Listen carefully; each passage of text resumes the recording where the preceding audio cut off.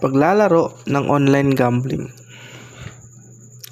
Sa kasalukuyang panahon, ang online gambling ay isa sa mga pinaka-popular na anyo ng digital na libangan.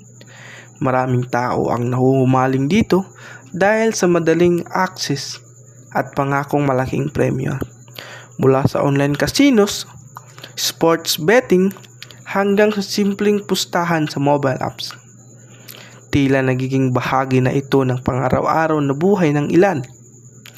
Ngunit sa kabila ng kasiyahang na idudulot nito, may mga tanong na dapat pag-isipan. Ito ba ay simpleng libangan lamang?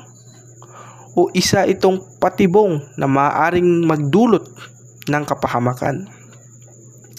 Isa sa mga pangunahing dahilan kung bakit maraming tao ang nahuhulog sa online gambling ay ang pangakong madaling pera. Ngunit, gaano nga ba kataas ang tsansa na manalo kaysa matalo?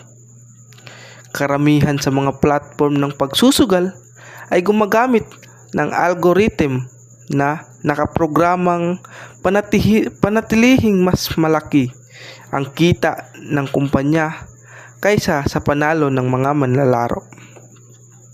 Isa pang mahalagang tanong ay, paano naapektuhan ng online gambling ang mga relasyon sa pamilya at kaibigan?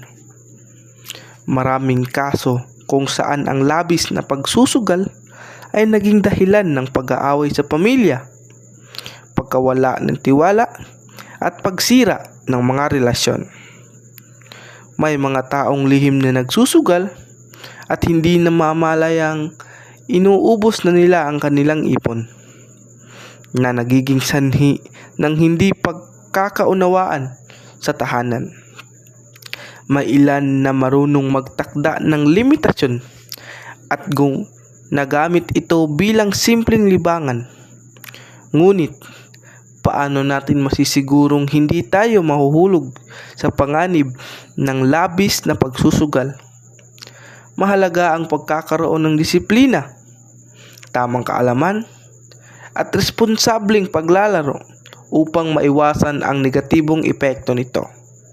Sa huli, ang online gambling ay maaaring maging isang libangan o isang mapanganib na bisyo. Nasa atin kung paano natin ito pakikitunguhan. Ikaw, paano mo tinitingnan ang online gambling?